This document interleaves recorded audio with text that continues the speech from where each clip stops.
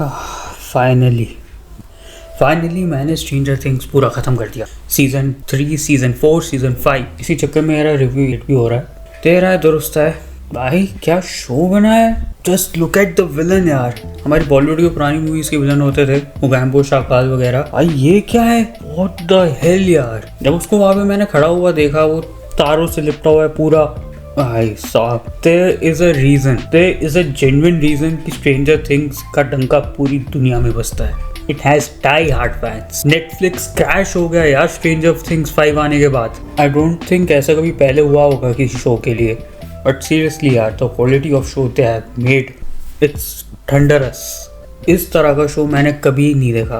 क्योंकि जनरली जब आप इस तरह के शोज बनाते हो, so you consider everything to be dark. But इस शोज में जो रिलेशनशिप्स दिखाए गए हैं, जो बॉन्डिंग्स दिखाई गई है, and the way they fight with the villains, I दिल जीत गया। इस शो के जो कैरेक्टर्स हैं, each and every character is so good in their own ways. हर कैरेक्टर का पर्पस है। देखो, सीजन 5 की जो डिमांड थी वो काफ़ी टाइम से चल रही थी। इसका title announcement he and all से कराया गया था, एंड इस शो के अंदर लिंडा हैमिल्टन को लिया गया। एंड फैंस तो है इस शो के पीछे पागल, but the point comes is, क्या वो वेट वर्थ रहा? क्या उन्हें वो मिला जो वो डिजर्व करते थे? सो देखो, सीज़न 5 जो है शुरुआत काफ़ी अच्छे नोट पे होता है। अगर मैं बाकी सीजन्स की बात करूँ तो वो शुरुआत में पिकअप लेने में थोड़ा टाइम दे देते हैं, पर यहाँ पे कोई टाइम नहीं लिया गया। यहाँ पे straight from the first episode show pickup करता है। हालांकि वो बात अलग है कि एट टाइम्स कोई चीज़ रेस्ट भी लगने लगती है, but nevertheless it was a good sign.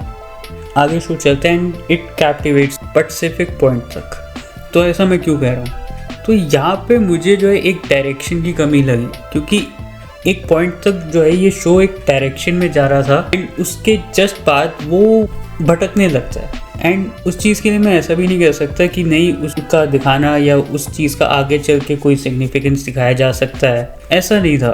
So at that point कहीं ना कहीं वो चीज़ रिफ्लेक्ट हो रही थी कि येस, इस सीज़न को सिर्फ फैंस डिमांड पे निकाला गया है, एंड नॉट बिकॉज कि इस शो के अंदर और कुछ दिखाने को बचा है या मेकर्स के पास कुछ नया और कुछ इनोवेटिव है दिखाने को। एंड यू नो कि भाई हाँ आगे क्या होगा, ये सब चीज़ें ठीक होंगी, सब एक दूसरे को बचा लेंगे, यू नो दैट।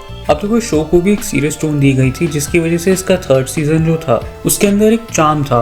उसमें ये लोग बच्चे थे, इनकी बॉन्डिंग ज़्यादा अच्छी थी। एंड जब ये सीरीज 4th सीजन पे जम करती है, वो चार्म गायब हो जाता है। फिर जाके शो एकदम से इंटेंस हो जाता है, वो it completely turns into a dark one. So I can say yes, this show has gone to its extremes in season 4, जिसकी वजह से season 5 में हम कुछ अलग ही एक्सपेक्ट कर रहे थे। इसको मैं याद इस तरह से कह सकता हूँ कि भाई जो असली कंटेंट था वो 4th में दिखा दिया है। अब उनको पता था कि हमें जो दिखाना था वो हम दिखा चुके हैं, तो हमें अब इस शो को सिर्फ रैप अप करना है, एंड वही काम यहाँ पे करा जा रहा है। बट yes, मैं एक चीज़ को इग्नोर नहीं करूँगा, वो थी इसकी ending. That was actually interesting, क्योंकि वहाँ पे जो प्लॉट पॉइंट्स देखने को मिला और आगे उनका जिस तरह से यूज़ किया जाएगा वो देखना काफ़ी इंटरेस्टिंग होगा। In fact I was waiting for that Nancy वाला सीन जहाँ पे वो बंदूक लेके खड़ी होती है, वो नहीं आया। मे भी हो सकता है कि वो अगले वॉल्यूम में भी ना हो, उसको सीधा फिनाले में ही अटैच किया जाए, जो कि थिएटर्स में रिलीज होगा। बट खैर, अब बात जो भी हो, चाहे मेकर्स ने सोच समझ के किया या there is something more coming, मैं झूठ नहीं कहूँगा यार, being the last of this show उतना ग्रेट नहीं था।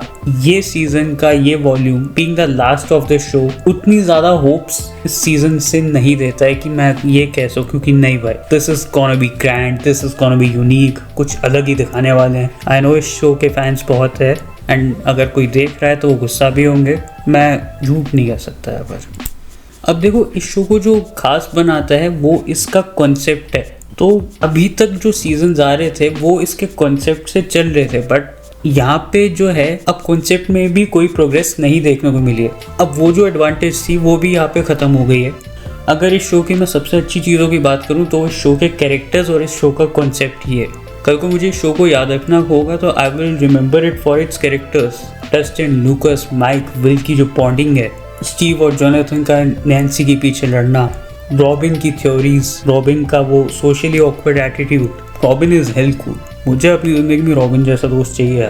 11 की मेंटल स्ट्रेंथ है, उसकी विल पावर, जिम हॉपर की वो माचोनेस, एंड जोयसी बायस का charm. And yes, last but not least, max की बोर्ड ने। I think I will not remember the show for its plot points की भाई क्या गजब के प्लॉट पॉइंट्स थे, क्या ट्विस्ट डाले थे और स्टोरी दिखाई थी। इसका फिनाले जब थिएटर्स में रिलीज होगा तो मेन जो इस फिनाले की क्रेज होगी वो इस चीज़ की होगी कि मुझे इन कैरेक्टर्स को आखिरी बार देखने का मौका मिलेगा एंड ये मौका जो है मैं थिएटर्स पे देखना मिस नहीं करूँगा। बाकी अगेन मैं वही बात कहूँगा, आई डोंट नो कि इन लोगों ने आगे क्या प्लान करा हुआ। हो सकता है वॉल्यूम 2 में कुछ और ही बड़ा कर दे एंड फिनाले तो फिनाले है, it's highly unpredictable. So I will keep my hopes high from this show and all the best.